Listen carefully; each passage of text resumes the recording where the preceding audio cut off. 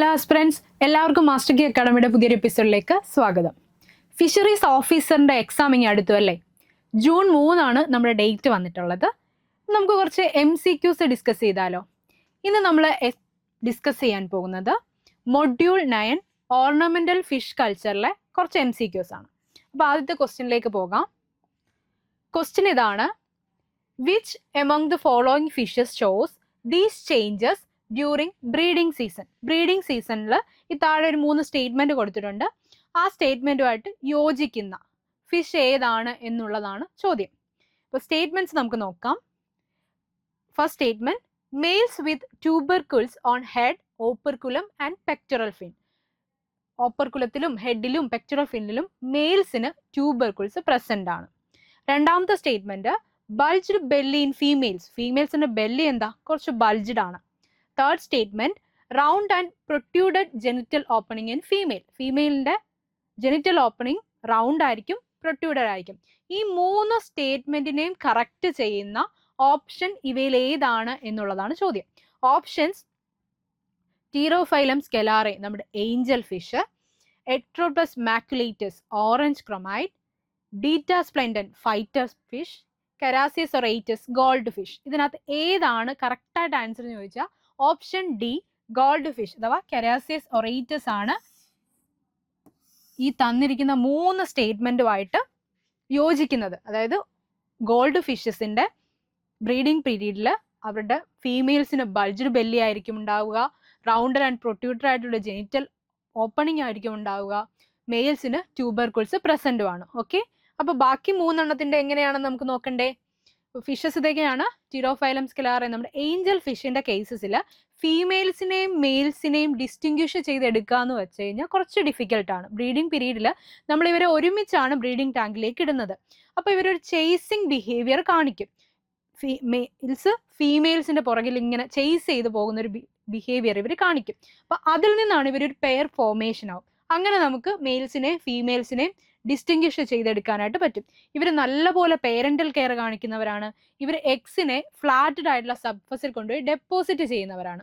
Okay, clear? Angel ഫിഷിൻ്റെ characteristic അങ്ങനെയാണ് breeding പീരീഡിൽ. ഇപ്പോൾ എട്രോപ്ലസ് മാക്കുലേറ്റസ് എന്താ? നമ്മുടെ ഓറഞ്ച് ക്രൊമൈഡ് ആണ് കേട്ടോ. ഓറഞ്ച് ചിച്ചിൽ ഫാമിലിയാണ്, ഓറഞ്ച് ക്രൊമൈഡ് ആണിത്.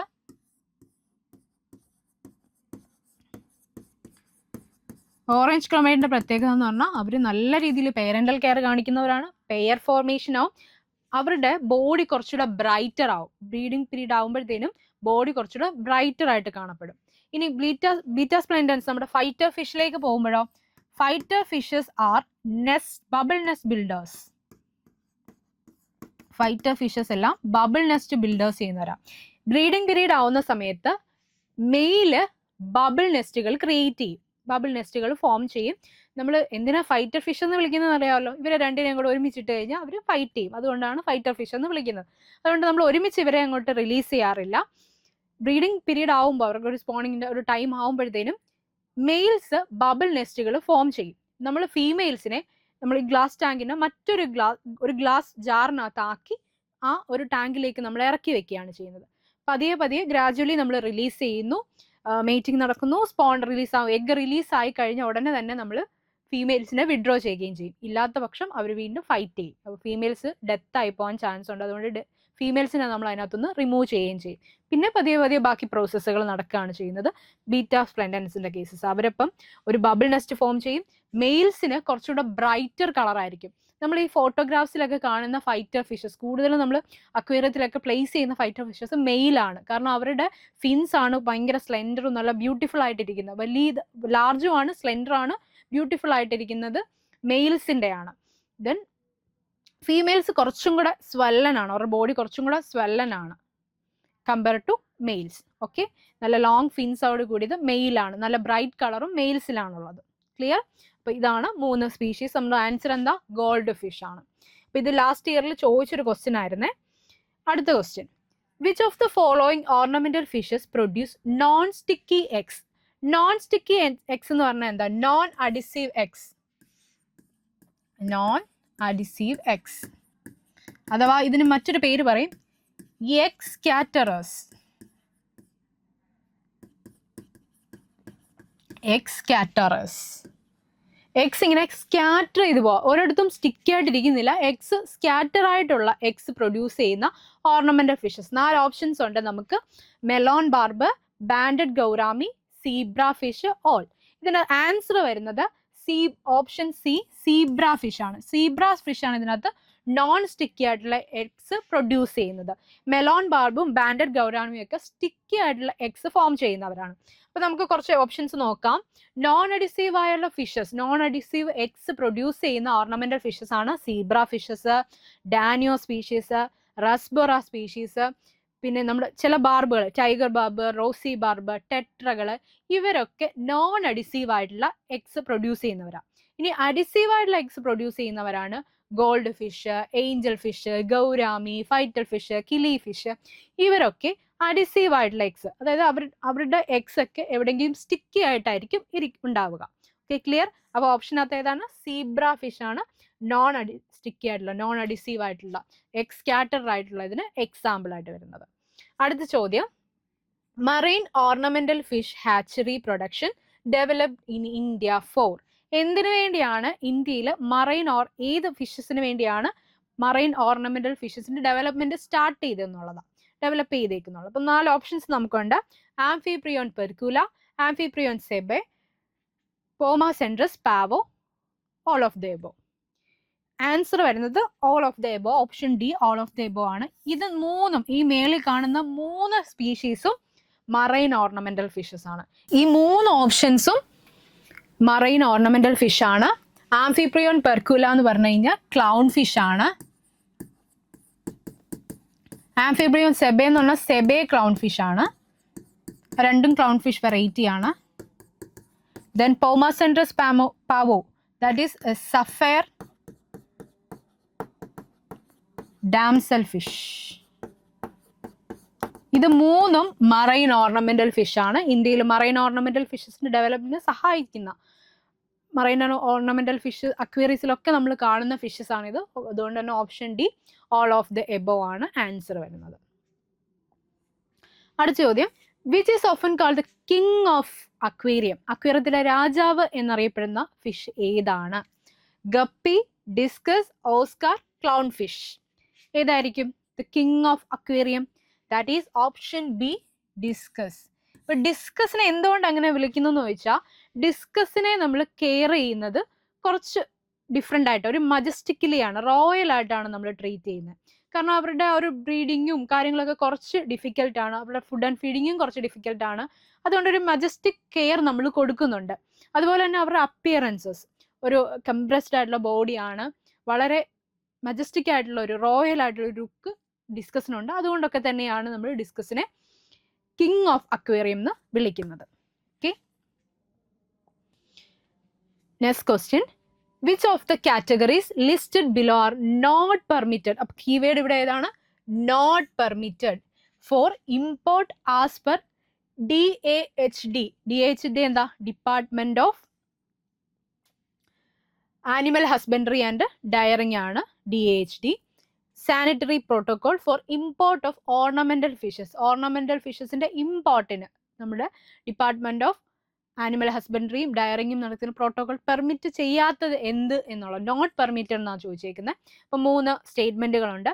Genetically modified varieties. Genetically modified ആയിട്ടുള്ള വെറൈറ്റീസ് നമ്മൾ പെർമിറ്റ് ചെയ്യാറുണ്ടോ? ഇല്ല, അത് നോട്ട് പെർമിറ്റഡ് ആണ്. രണ്ടാമത്തത്, and invasive species with deleterious impact. Invasive സ്പീഷീസുകൾ നമ്മൾ ഇൻട്രൊഡ്യൂസ് ചെയ്ത് കഴിഞ്ഞാൽ നമ്മുടെ നേറ്റീവ് സ്പീഷീസിന് അത് ത്രെഡൻ ആയിട്ട് മാറില്ലേ? അതുകൊണ്ട് നമ്മളത് പെർമിറ്റ് ചെയ്യോ? ഇല്ല, not permitted. A non vector or carrier of pathogens. Pathogen ഉള്ള ഒരു കാരിയറിനെ നമ്മൾ ഇമ്പോർട്ട് ചെയ്യോ? ഒരിക്കലും ഇല്ല. ഇമ്പോർട്ട് ചെയ്ത് കഴിഞ്ഞാൽ നമ്മുടെ നേറ്റീവ് സ്പീഷീസിന് ആ സ്പ്രെഡ് ആവും, പാത്തജൻസ് സ്പ്രെഡ് ആവും. അതുകൊണ്ട് തന്നെ നമ്മൾ പെർമിറ്റ് ചെയ്യില്ല. ഈ 3 സ്റ്റേറ്റ്മെന്റും കറക്റ്റ് ആണ്. So option C, none of all of the above ആണ് ആൻസർ ആയിട്ട് വരുന്നത്. Option C. 3ഉം ജെനറ്റിക്കലി മോഡിഫൈഡ് വെറൈറ്റീസ് ആയാലും ഇൻവാസീവ് സ്പീഷീസിനെ ആയാലും ഒരു പാത്തജൻ വെക്ടർ ആയിട്ടുള്ള ഒരു കാരിയർ ആയിട്ടുള്ള ഓർഗാനിസത്തെ ആയാലും ഒന്നും നമ്മൾ ഇമ്പോർട്ട് ചെയ്യത്തില്ല.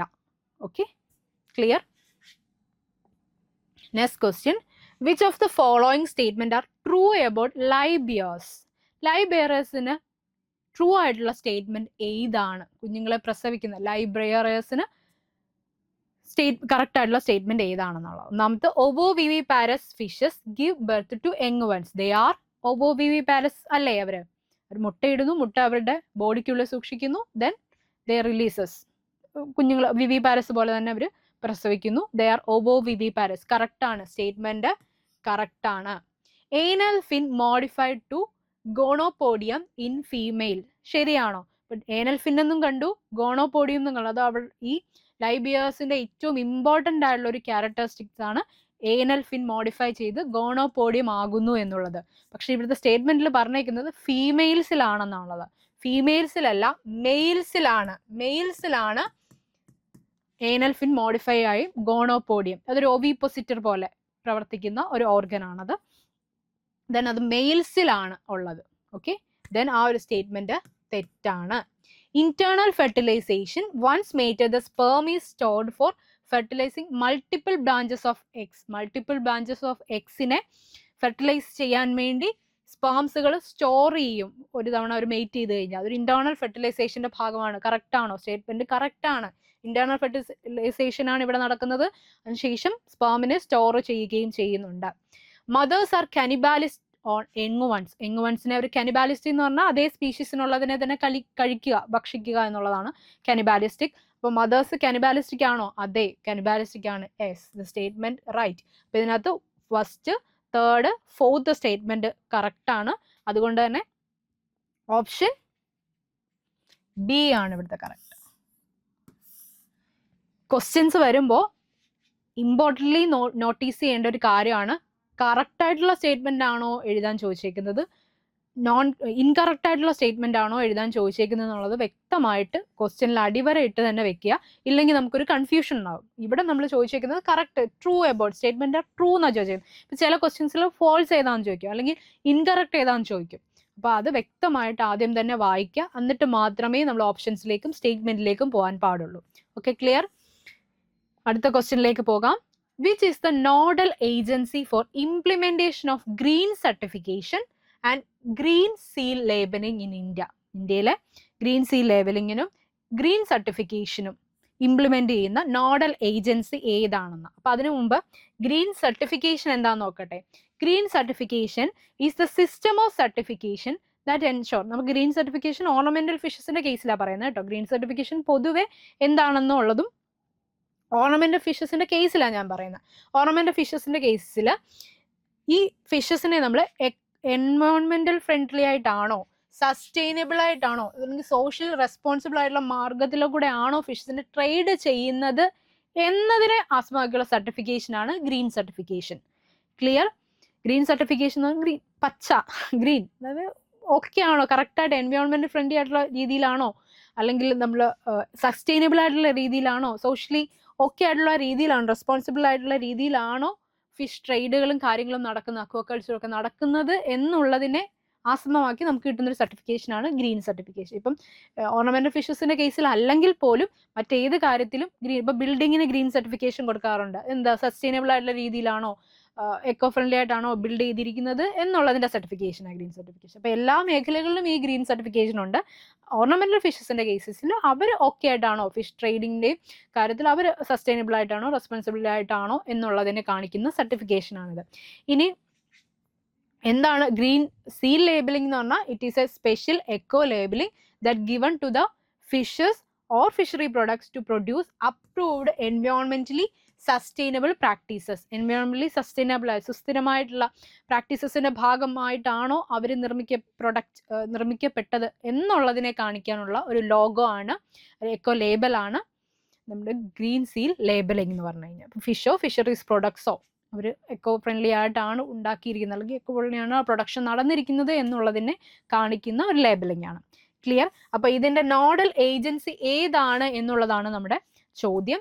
Option A export inspection agency EIA, അതുപോലെ B marine products export development authority, option C coastal aquaculture authority and D national fisheries development board. അപ്പൊ ഇതിനകത്ത് ഏതാന്ന് ചോദിച്ചു കഴിഞ്ഞാൽ option B marine products export development authority of India, എൻപടയാണ് അതിൻ്റെ answer ആയിട്ട് വരുന്നത്. ഗ്രീൻ സർട്ടിഫിക്കേഷൻ ആയാലും ഇന്ത്യയിലെ എക്സ്പോർട്ട് ഇമ്പോർട്ടിൻ്റെ സർട്ടിഫിക്കേഷൻസ് ആയാലും ഈ ഓർണമെൻ്റൽ ഫിഷസിൻ്റെ ഒക്കെ എക്സ്പോർട്ടിങ്ങിനായാലും ഒക്കെയുള്ള നോഡൽ ഏജൻസി ചോദിച്ചു കഴിഞ്ഞാൽ അത് എംപടയാണ്, marine products export development authority of India. Okay, clear? അടുത്ത ചോദ്യം, to strictly enforce green certification protocols and combat highly destructive wild collection method in the marine ornamental trade. Especially laboratories conduct a CDT. നമ്മൾ ഈ green സർട്ടിഫിക്കേഷന് വേണ്ടിയൊക്കെ ഒരു CDT നടത്തും. CDT randomly നമ്മൾ laboratories നടത്തുന്ന test, CDT test. അപ്പോൾ ഇതിനകത്തിലെ CDT എന്താണ് stand ചെയ്യുന്നത് എന്നാണ് ചോദ്യം.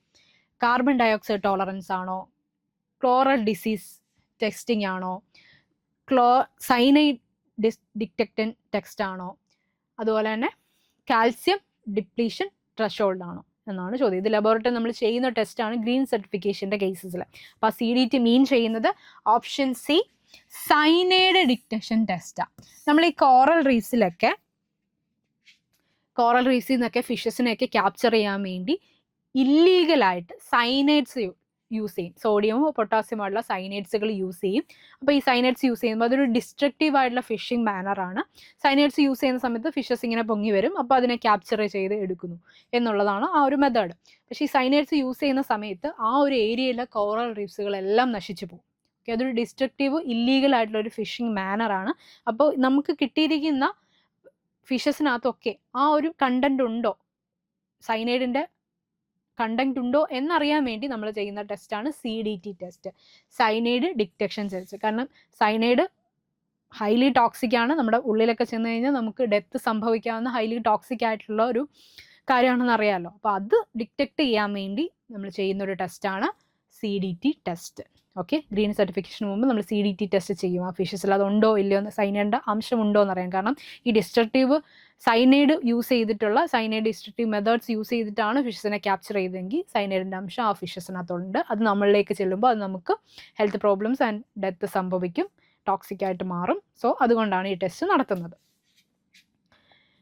Yes, which international agreement regulate the trade of endangered ornamental fishes and other aquatic organisms. അപ്പം എൻഡേഞ്ചേർഡ് ആയിട്ടുള്ള സ്പീഷീസിനെയൊക്കെ പ്രൊട്ടക്ട് ചെയ്യാൻ വേണ്ടിയുള്ള ആ ഒരു എഗ്രിമെൻറ്റ്, ഇൻ്റർനാഷണൽ എഗ്രിമെൻറ്റ് ഏതാണെന്നുള്ളതാണ് ചോദ്യം. FAO food and agriculture organisation ആണോ, WTO വേൾഡ് ട്രേഡ് ഓർഗനൈസേഷൻ ആണോ, CITES convention of international trade of endangered species of wild flora and fauna ആണ്, UNDP united nation environmental programme. ഇതിൽ ആരാണ് നമുക്ക് എൻഡേഞ്ചേർഡ് സ്പീഷീസിൻ്റെ റെഗുലേഷൻസിനൊക്കെ ഇംപ്ലിമെൻറ്റ് ചെയ്യുന്ന ഏജൻസി? Option C. അപ്പം ഫുൾ ഫോം പറഞ്ഞപ്പോൾ തന്നെ നമുക്ക് കിട്ടി, സൈറ്റ്സ് ആണത്. സൈറ്റ്സിൻ്റെ ഫുൾ ഫോം ചോദിച്ചിട്ടുണ്ട്, convention of international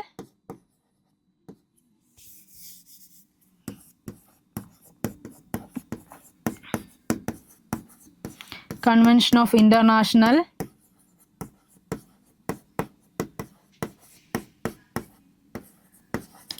Trade in Endangered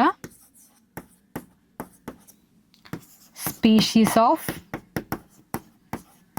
Wild Fauna and Flora. ഈ ലോകത്ത് എൻഡേഞ്ചേർഡ് സ്പീഷീസിനെയൊക്കെ പ്രൊട്ടക്ട് ചെയ്യുന്ന അവരുടെ ട്രേഡൊക്കെ നടത്തുന്നത് സൈറ്റ്സിൻ്റെ അണ്ടറിലാണ്, സൈറ്റ്സ് എഗ്രിമെൻറ്റിൻ്റെ അണ്ടറിലാണ് കേട്ടോ. സൈറ്റ്സിൻ്റെ അണ്ടറിലാണ് ഈ ഓർണമെൻ്റൽ ഫിഷസിനെയും അതർ അക്വാട്ടിക് ഓർഗാനിസംസിനെയൊക്കെ നമ്മൾ ട്രേഡ് ചെയ്യുന്നത്. Okay, clear? FAOയുടെ ഫുൾ ഫോം എന്താ ചോദിച്ചിട്ടുണ്ട്. ഈ സൈറ്റ്സിൻ്റെ ഫുൾ ഫോം ഒക്കെ മുമ്പത്തെ എക്സാംസിലൊക്കെ ചോദിച്ചിട്ടുണ്ട്. FAO എന്ന് പറഞ്ഞാൽ ഫുഡ് ആൻഡ് അഗ്രികൾച്ചർ ഓർഗനൈസേഷൻ ആണ്.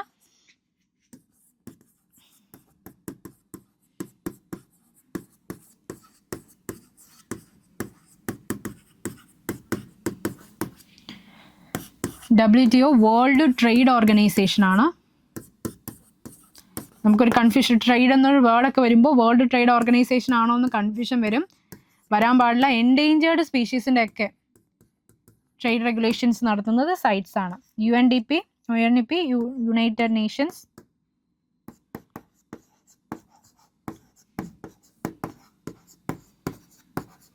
environmental program.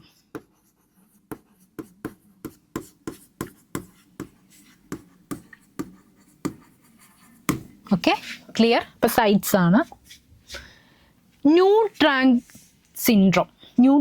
syndrome is primarily caused by the accumulation of എന്തിൻ്റെ accumulation ആണ് ന്യൂ ടാങ്ക് സിൻഡ്രോം ഉണ്ടാക്കുന്നതെന്ന്. ന്യൂ ടാങ്ക് സിൻഡ്രോം എന്ന് പറഞ്ഞാൽ എന്താ? പുതിയൊരു ടാങ്കിലേക്ക് നമ്മൾ ഫിഷസിനെയോ മാറ്റുന്ന സമയത്ത് അവർക്കുണ്ടാവുന്ന ഒരു ഡിസീസാണ് ന്യൂ ടാങ്ക് സിൻഡ്രോം.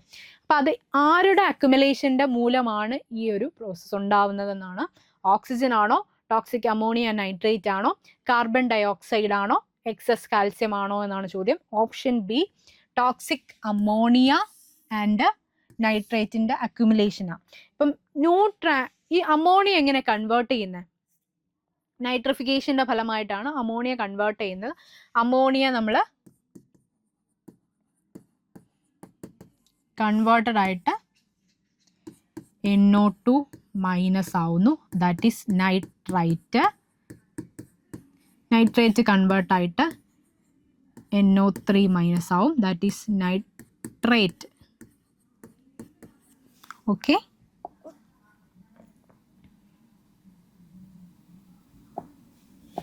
അമോണിയയെ നൈട്രേറ്റ് ആയിട്ട് കൺവേർട്ട് ചെയ്യാൻ സഹായിക്കുന്ന ബാക്ടീരിയ ആണ് നൈട്രോസോമാസ്.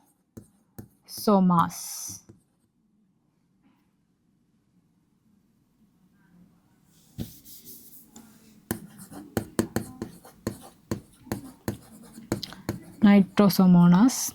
ഇനി നൈട്രേറ്റിനെ നൈട്രേറ്റ് ആക്കുന്നത് നൈട്രോബാക്ടർ. ഓക്കെ, ഈ രണ്ട് അമോണിയ ആദ്യമേ കൺവേർട്ടായി നൈട്രൈറ്റ് ആകുന്നു. അത് ഹൈലി ടോക്സിക് ആണ്. നൈട്രേറ്റ് പിന്നീട് നൈട്രേറ്റ് ആയിട്ട് മാറുന്നു. ഇതിൽ കമ്പാരിറ്റീവ്ലി നൈട്രേറ്റ് ലെസ് ടോക്സിക് ആണ്. ഇതിനെ സഹായിക്കുന്നത് നൈട്രിഫൈങ് ബാക്ടീരിയാസ് ആണ്. പക്ഷെ ഒരു പുതിയ ടാങ്കിലാവുമ്പോൾ ഈ ബയോളജിക്കൽ പ്രോസസ്സുകൾ, ഈ ബയോളജിക്കൽ ബാക്ടീരിയാസ്, നൈട്രിഫൈഡ് ബാക്ടീരിയാസ് ഒന്നും എക്സ്റ്റാബ്ലിഷ്ഡ് ആയിട്ട് ഉണ്ടാവത്തില്ല. അപ്പോൾ ആ ഒരു സാഹചര്യത്തിൽ അക്യുമുലേഷൻ ഓഫ് ടോക്സിക് ആയിട്ടുള്ള ഈ അമോണിയ അങ്ങോട്ട് കൂടാൻ തുടങ്ങും. അത് നൈട്രേറ്റ് ആയിട്ട് അത് ഹൈലി ടോക്സിക് ആയിട്ട് മാറിക്കൊണ്ടിരിക്കും. അപ്പോൾ ഉണ്ടാവുന്ന ആ ഒരു കണ്ടീഷനെയാണ് നമ്മൾ ന്യൂ ടാങ്ക് സിൻഡ്രം എന്ന് വിളിക്കുന്നത്. ക്ലിയർ? ഇപ്പം അമോണിയ കൂടിക്കഴിഞ്ഞ് കഴിഞ്ഞാൽ ഫിഷസിന് സഫോക്കേഷൻസ് ഉണ്ടാവും, അവർ സർഫസിലേക്ക് വരും, അവസാനം ഡെത്ത് സംഭവിക്കുകയാണ് ചെയ്യുന്നത്. അപ്പോൾ അതിനുവേണ്ടി നമ്മൾ എന്ത് ചെയ്യണം? ഒരു ന്യൂ ടാങ്കിലേക്ക് മാറ്റുന്നതിന് മുമ്പ് കണ്ടീഷനിങ് മസ്റ്റായിട്ട് നടത്തണം. കണ്ടീഷനിങ് ചെയ്തതിന് ശേഷം മാത്രമേ ഒരു ഫിഷസിനെ, പുതിയ അക്വാട്ടിക് ഓർഗാനിസം ആയിക്കോട്ടെ ഫിഷസ് ആയിക്കോട്ടെ, അതിനെ പുതിയ ടാങ്കിലേക്ക് മാറ്റാൻ പാടുള്ളൂ. പ്രോപ്പറായിട്ട് ചെക്ക് ചെയ്യുക, അമോണിയൊക്കെ ചെക്ക് ചെയ്യുക, നൈട്രിഫൈങ് ബാക്ടീരിയ അതിനകത്ത് കൾച്ചർ ചെയ്യുക. അപ്പോൾ കൾച്ചർ ചെയ്യുന്ന സമയത്ത് ആ നൈട്രിഫൈങ് ബാക്ടീരിയാസ് ഈ അമോണിയ കൺവേർട്ടാക്കി ലെസ് ടോക്സിക് ആയുള്ള നൈട്രേറ്റ് ആയിട്ട് മാറ്റിക്കോളും. Okay, clear? അപ്പോൾ ആൻസർ എന്താണ്? Toxic ammonia and nitrate. Then next question, which filter is considered most important in marine aquarium for the removal of dissolved organic compounds before they break down into ammonia? Ammonia ആയിട്ട് മാറുന്നതിന് മുമ്പ് നമ്മൾ marine അക്വേറിയത്തിൽ use ചെയ്യുന്ന most important ആയിട്ടുള്ള കാര്യം എന്താണ്? ഏത് ഫിൽറ്ററാണ് നമ്മൾ യൂസ് ചെയ്യുന്നതാണ്? അണ്ടർഗ്രൗണ്ട് ഫിൽറ്റർ ആണോ, കെനിസ്റ്റൽ ഫിൽറ്റർ ആണോ, പ്രോട്ടീൻ സ്കിമ്മർ ആണോ, സ്പോഞ്ച് ഫിൽറ്റർ ആണ്? റിപ്പീറ്റ്ലി ആസ്ക് ചെയ്തൊരു ക്വസ്റ്റ്യൻ ആണ് ഇത് കേട്ടോ. പ്രോട്ടീൻ സ്കിമ്മർ, അത് മൈൻഡിൽ ഉറപ്പിക്കുക.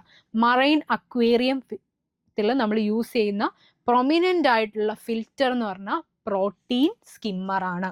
പ്രോട്ടീൻ സ്കിമ്മർ ആണ് നമ്മൾ യൂസ് ചെയ്യുന്നത്. That is used for the removal of dissolve organic മാറ്റേഴ്സിനെ റിമൂവ് ചെയ്യാൻ വേണ്ടി നമ്മൾ യൂസ് ചെയ്യുന്ന, മറൈൻ അക്വേറിയത്തിൽ യൂസ് ചെയ്യുന്ന ഫിൽറ്ററാണ് പ്രോട്ടീൻ സ്കിമ്മർ. അത് പഠിച്ചു വെക്കുക, കാരണം റിപ്പീറ്റ്ലി ആ ക്വസ്റ്റ്യൻ വന്നിട്ടുണ്ട്. പ്രോട്ടീൻ സ്കിമ്മർ എന്താണെന്നുള്ളത് ചോദിച്ചിട്ടുണ്ട്, അത് ഏത് അക്വേറിയത്തിലാണ് യൂസ് ചെയ്യുന്നതെന്ന് ചോദിച്ചിട്ടുണ്ട്, മറൈൻ അക്വേറിയത്തിൽ യൂസ് ചെയ്യുന്ന ഫിൽറ്റർ ഏതാണെന്ന് ചോദിച്ചിട്ടുണ്ട്. Then protein skimmer. Okay, clear? അപ്പം മറൈൻ അക്വേറിയത്തെ പറ്റി ഒരു ക്വസ്റ്റ്യൻ വന്നപ്പോൾ എന്താണ് ഫ്രഷ് വാട്ടർ അക്വേറിയവും മറൈൻ അക്വേറിയം തമ്മിലുള്ള വ്യത്യാസം, അവരുടെ ഒരു ഡിസ്റ്റിങ്വിഷ് എങ്ങനെയാണ് നമുക്ക് അവരെ ഒന്ന് ഡിഫറൻഷിയേറ്റ് ചെയ്യാം എന്നുള്ളത് നോക്കാം. മെയിൻലി ഫ്രഷ് വാട്ടർ അക്വേറിയത്തിൽ നമ്മൾ ഫ്രഷ് വാട്ടർ ആയിരിക്കും യൂസ് ചെയ്യുക, മറൈൻ അക്വേറിയത്തിൽ സലൈൻ വാട്ടർ ആയിരിക്കും യൂസ് ചെയ്യുക. ഓക്കെ, ഏകദേശം ഫ്രഷ് വാട്ടർ അക്വേറിയത്തിലെ സലൈനിറ്റി എന്ന് പറഞ്ഞാൽ വെരി ലോ, കാരണം ഫ്രഷ് വാട്ടർ ആണ്, നമുക്ക് വേറെ സലൈനിറ്റിയുടെ ഒന്നും പാർട്ടില്ല. മറൈൻ അക്വേറിയത്തിലെ സലൈനിറ്റി എന്ന് പറയുമ്പോൾ 30 to 35 PPT ആണ് നമ്മൾ യൂസ് ചെയ്യുന്നത്. ഓക്കെ, ഇനി ലോ കോസ്റ്റ്, വളരെ ലോ കോസ്റ്റിൽ നമുക്ക് ഫ്രഷ് വാട്ടർ അക്വേറിയം സെറ്റ് ചെയ്യാനായിട്ട് പറ്റും. എന്നാൽ മറൈൻ അക്വേറിയത്തിന് കോസ്റ്റ് ഓഫ് സെറ്റിംഗ് കുറച്ച് ഹൈ ആയിരിക്കും. ഇനി നമ്മൾ മെയിൻ്റെനൻസിന്റെ കേസിലേക്ക് വരുമ്പോഴത്തേനും ഫ്രഷ് വാട്ടർ അക്വേറിയം മെയിൻറ്റെയിൻ ചെയ്യാൻ കുറച്ചുകൂടെ സിമ്പിളാണ്. ഒരു ബിഗിനർ ഉള്ള ആൾക്ക് വേണമെങ്കിലും ഫ്രഷ് വാട്ടർ അക്വേറിയം മെയിൻറ്റെയിൻ ചെയ്ത് പോകാനായിട്ട് പറ്റും. പക്ഷെ മറൈൻ വാട്ടർ അക്വേറിയം കുറച്ച് ഡിഫിക്കൽട്ടാണ്. കുറച്ച് സ്കിൽഡ് ആയിട്ടുള്ള ആൾക്കാർക്ക് മാത്രമേ അത് കെയർ ചെയ്ത് മെയിൻറ്റെയിൻ ചെയ്ത് കൊണ്ടുപോകാനായിട്ട് പറ്റത്തുള്ളൂ. അപ്പം എക്സ്പീരിയൻസ് ആയിട്ടുള്ള അക്വാറിസ്റ്റിക് മറൈൻ അക്വേറിയം കെയർ ചെയ്യാനായിട്ട്, മെയിൻറ്റെയിൻ ചെയ്യാനായിട്ട് ആവശ്യമാണ്. കോമൺലി നമുക്ക് ഫ്രഷ് വാട്ടറിലാണ് ഗോൾഡ് ഫിഷ് ഉണ്ട്, ഗപ്പി, മോളി, പ്ലാറ്റി, ഇതൊക്കെ നമുക്ക് ലൈബിയേഴ്സിനെയൊക്കെ നമുക്ക് ഫ്രഷ് വാട്ടർ അക്വേറിയത്തിൽ വളർത്താൻ പറ്റും. എന്നാൽ മറൈൻ ഫിഷസ്, മറൈനായിട്ട് നമ്മുടെ ക്ലൗൺ ഫിഷസ്, സീബ്ര, സോമ ഫിഷസ്, അങ്ങനത്തെ ഡാംസെൽ ഫിഷസ്, അങ്ങനെയുള്ള ഫിഷുകളാണ് കൂടുതലും നമ്മൾ മറൈൻ അക്വേറിയത്തിൽ പ്ലേസ് ചെയ്യുന്നത്. ഇനി ഫ്രഷ് വാട്ടർ പ്ലാന്റ്സുകളായിട്ടുള്ള ഫ്രഷ് വാട്ടർ പ്ലാന്റ്സുകൾ ആണ് നമ്മൾ ഫ്രഷ് വാട്ടർ അക്വേറിയത്തിൽ പ്ലേസ് ചെയ്യുക. എന്നാൽ മറൈൻ അക്വേറിയത്തിലേക്ക് പോകുമ്പോൾ കോറൽസ് ഒക്കെ, പ്ലാന്റ്സുകൾ കുറച്ചുകൂടെ കുറഞ്ഞിട്ട് കോറൽസുകളൊക്കെയാണ് നമ്മൾ കുറച്ചും കൂടെ പ്ലേസ് ചെയ്യുന്നത്. അതിൻ്റെ ഒരു എഫക്റ്റ് വരാൻ, ഒരു അക്വേറിയം എന്ന് പറയുമ്പോൾ it's A miniature of the sea. നമ്മൾ മറൈൻ അക്വേറിയം എന്ന് പറഞ്ഞാൽ ഒരു മിനിയേച്ചർ ഓഫ് ദ സീ എന്നൊക്കെ നമ്മൾ വിളിക്കുക, അല്ലെങ്കിൽ ഓഷ്യൻ്റെ ഒക്കെ ഒരു ഭാഗം, ദ പാർട്ട് ഓഫ് സീ എന്നൊക്കെ നമുക്ക് വിളിക്കാം. അപ്പോൾ അതുപോലെ തന്നെ മെയിൻറ്റെയിൻ ചെയ്യാൻ വേണ്ടി നമ്മൾക്ക് കോറൽസ് ഒക്കെയാണ് നമ്മൾ പ്ലേസ് ചെയ്യുന്നത്. ഇപ്പോൾ ഫിൽട്രേഷൻ്റെ കേസ് വരുമ്പോഴത്തേന് സ്പോഞ്ചസ്, ഇന്റേണൽ ഫിൽറ്റേഴ്സ് ഒക്കെ നമുക്ക് ഫ്രഷ് വാട്ടറിൽ യൂസ് ചെയ്യാം. എന്നാൽ മറൈനിലേക്ക് വരുമ്പോഴത്തേനും ഇമ്പോർട്ടൻ്റ്ലി നമ്മൾ യൂസ് ചെയ്യുന്ന അഡ്വാൻസ്ഡ് ആയ ബയോളജിക്കൽ ഫിൽറ്റേഴ്സ് ആണ്. ദാറ്റ് ഈസ് പ്രോട്ടീൻ സ്കിമ്മേഴ്സ് നമ്മൾ യൂസ് ചെയ്യും. പ്രോട്ടീൻ സ്കിമ്മേഴ്സ് ഒക്കെയാണ് യൂസ് ചെയ്യുന്നത്. പ്രോട്ടീൻ സ്കിമ്മേഴ്സ് ഫ്രഷ് വാട്ടറിൽ യൂസ് ചെയ്യത്തില്ല. ഫ്രഷ് വാട്ടർ അക്വേറിയത്തിൽ നമ്മൾ യൂസ് ചെയ്യത്തില്ല, മറൈൻ അക്വേറിയത്തിലാണ് നമ്മൾ യൂസ് ചെയ്യുന്നത്. ഇനി വാട്ടറിൻ്റെ pH എന്ന് പറയുമ്പോഴത്തേനും ഒരു 6.5 തൊട്ട് 7.5 ഇടയ്ക്കാണ്, ബിറ്റ്വീൻ 6.5 to 7.5 ആണ് ഫ്രഷ് വാട്ടർ അക്വേറിയത്തിൻ്റെ pH എങ്കിൽ മറൈൻ വാട്ടറിലേക്ക് വരുമ്പോഴത്തേനും ദാറ്റ് ഈസ് 7.5 to 8.5 ഒരു സ്ലൈറ്റ്ലി ആൽക്കലൈൻ നേച്ചറിലേക്ക് വരുന്നുണ്ട്. ലൈറ്റിംഗ് എന്ന് പറയുമ്പോൾ ഫ്രഷ് വാട്ടറിൽ മോഡറേറ്റ് ആയുള്ള ലൈറ്റിംഗ് മതി. എന്നാൽ മറൈനിൽ ഹൈലി ലൈറ്റ് വേണം. കാരണം പ്രോപ്പർ ആയിട്ടുള്ള ആ ഒരു കളറേഷൻ നമുക്ക് കിട്ടണമെങ്കിൽ ഹൈ ലൈറ്റിംഗ് കൊടുക്കേണ്ടി വരും. ഡെക്കറേഷൻസിൽ നമുക്ക് ഗ്രാവൽസ്, റോക്സുകൾ, പ്ലാന്റ്സുകൾ ഒക്കെ നമുക്ക് ഫ്രഷ് വാട്ടർ അക്വേറിയത്തിൽ കൊടുക്കണം, കുറച്ചും കൂടെ ഒരു എഫക്റ്റീവ് ഉണ്ടാവാൻ വേണ്ടി. മറൈനിൽ നമ്മൾ കോറൽ സാൻഡും ലൈവ് റോക്കുകളുമാണ് കുറച്ചുകൂടെ കൊടുക്കുന്നത്. കാരണം അവർക്ക് ഈ മറൈൻ സ്പീഷീസിന് ബ്രീഡ് ചെയ്യാനൊക്കെ കോറൽസ്, ലൈവ് റോക്സ് ഒക്കെയാണ് കുറച്ചും കൂടെ എഫിഷ്യൻ്റ് ആയിട്ടുള്ളത്. ഇനി വാട്ടർ വീക്ക്ലി നമ്മൾ പാർഷ്യലി എക്സ്റ്റെൻഡ് ചെയ്താൽ മതി. ഫ്രഷ് വാട്ടറിൽ വീക്ക്ലിയോ പാർഷ്യലി ആയിട്ട് നമുക്ക് എക്സ്റ്റെൻഡ് ചെയ്താൽ മതിയാകും. മറൈനിൽ അങ്ങനെയല്ല, കെയർഫുൾ ആയിട്ട് നോക്കണം. സലൈനിറ്റി മെയിൻറ്റെയിൻ ചെയ്യണം, സലൈനിറ്റി മാറാൻ പാടില്ല. നല്ല കെയർ കൊടുത്ത് വേണം വാട്ടർ എക്സ്ചേഞ്ചസ് നടത്താൻ വേണ്ടി. ഇപ്പം ഡിസീസിൽ മാനേജ്മെൻറ്റ് നമുക്ക് ഫ്രഷ് വാട്ടറിൽ കുറച്ചും കൂടെ സിമ്പിളാണ്, മോർലി കുറച്ചുകൂടെ സെൻസിറ്റീവ് ആണ്. മറൈൻ അക്വേറിയം കുറച്ചുകൂടെ സെൻസിറ്റീവ് ആണ്. ദെൻ ഇവിടെ ബിൽഡിംഗ് കോസ്റ്റും ഫ്രഷ് വാട്ടറിനെ അപേക്ഷിച്ച് മറൈൻ വാട്ടർ അക്വേറിയത്തിന് കുറച്ചും കൂടെ കൂടുതലായിരിക്കും. നമുക്ക് ഫ്രഷ് വാട്ടർ അക്വേറിയത്തിൽ നമ്മൾ പ്ലേസ് ചെയ്യുന്ന ഫിഷസ് ഒക്കെ മറൈനിനെക്കാട്ടും കുറച്ച് കമ്പാരിറ്റീവ്ലി ലെസ് കളറാണ് നമ്മൾക്ക് കൊടുക്കുന്നത്. പക്ഷെ മറൈനിലേക്ക് വരുമ്പോഴത്തേനും ഹൈലി കളേർഡ് ആയിട്ടുള്ള സ്പീഷീസ് നമ്മൾക്ക് കൊടുക്കുന്നുണ്ട്. ബയോഡൈവേഴ്സിറ്റി വെച്ച് നോക്കുമ്പോൾ ലെസ് കളർഫുൾ ആണ്, ലെസ് കളർഫുൾ സ്പീഷീസ് ആണ് ഫ്രഷ് വാട്ടർ നമ്മൾ നോക്കുമ്പോൾ ഫ്രഷ് വാട്ടർ അക്വേറിയസ് നമുക്ക് കാണുമ്പോൾ പറയാം കുറേ ഗ്രീൻ പ്ലാന്റ്സുകളൊക്കെ പ്ലേസ് ചെയ്തിട്ടുള്ള, വെള്ളത്തിനും ആ ഒരു നേച്ചർ ആയിരിക്കും ഉള്ളത്. പക്ഷെ മറൈനിലേക്ക് പോകുമ്പോൾ ലൈറ്റ്നിങ് കൂടുതലാണ്. എങ്ങനെയാണോ ഒരു കടലിൻ്റെ അടിത്തട്ട് നമ്മൾ കാണുന്ന അതേ എഫക്റ്റ് നമ്മൾ മറൈൻ അക്വേറിയത്തിൽ കൊടുക്കണം. ലൈറ്റിംഗ് നോക്കണം, സലൈനിറ്റി നോക്കണം, അതൊക്കെ വളരെ ഇമ്പോർട്ടൻ്റ് ആണ്. പ്രോട്ടീൻ സ്കിമ്മർ യൂസ് ചെയ്യണം. പിന്നെ അവർ pH, ഇതൊക്കെ വളരെ ഇമ്പോർട്ടൻ്റ് ആണ് മറൈൻ വാട്ടർ. അതുകൊണ്ട് തന്നെ എഫിഷ്യൻ്റ് ആയിട്ടുള്ള, സ്കിൽഡ് ആയിട്ടുള്ള അക്വേറിയസ്റ്റിക്സ് ആണ് മെയിൻറ്റെയിൻ ചെയ്യാനായിട്ട്, മറൈൻ അക്വേറിയം മെയിൻറ്റെയിൻ ചെയ്യാനായിട്ട് ആവശ്യമായിട്ടുള്ളത്. Okay, clear? അപ്പോൾ എങ്ങനെയാണ് മറൈൻ ഫ്രഷ് വാട്ടർ മറൈനായിട്ടുള്ള അക്വേറിയത്തിൻ്റെ ഒരു ഡിഫറൻഷിയേഷൻ നമ്മൾ നോക്കി കേട്ടോ. ഇനി അടുത്ത ചോദ്യത്തിലേക്ക് പോകാം. What is the common name for the live feed organism moina? മൊയ്നയുടെ കോമൺ നെയിം എന്താണ് എന്നുള്ളതാണ് ചോദ്യം. Brine shrimp, water flea, blood worm, tubifex worm. Answer option B, water flea ആണ്. നമ്മൾ ഡാഫ്നിയെയും മൊയിനെയും നമ്മൾ വിളിക്കുന്നത് വാട്ടർ ഫ്ലീസ് എന്നാണ്. അതുപോലെ തന്നെ ഇവരെ രണ്ടിനെയും നമ്മൾ ക്ലാഡോസിറോൺസ് എന്നും വിളിക്കും. ക്ലാഡോസിറോൺസ്, ഇവർ രണ്ടുപേരെ നമ്മൾ ക്ലാഡോസിറോൺസ് എന്നാണ് വിളിക്കുന്നത്. മൊയിനയ്ക്ക് ഡാഫ്നിയെക്കാളും സൈസ് കുറവായിരിക്കും. അങ്ങനെയും ചോദ്യങ്ങൾ വന്നിട്ടുണ്ട്. ആരാണ് ഇതിൻ്റെ സൈസ്? അവരുടെ നമ്മൾ സൈസ് കമ്പയർ ചെയ്യുമ്പോൾ ഡാഫ്നിയും മൊയിനയും വാട്ടർ ഫ്ലീസുകളാണ്, അവർ രണ്ടുപേരും ക്ലാഡോസിറോൺസുകളാണ്. അപ്പോൾ ഇവരിൽ സൈസ് കമ്പാരിറ്റീവ് സൈസ് വെച്ചിട്ട് മൊയിനയാണ് സ്മോളർ,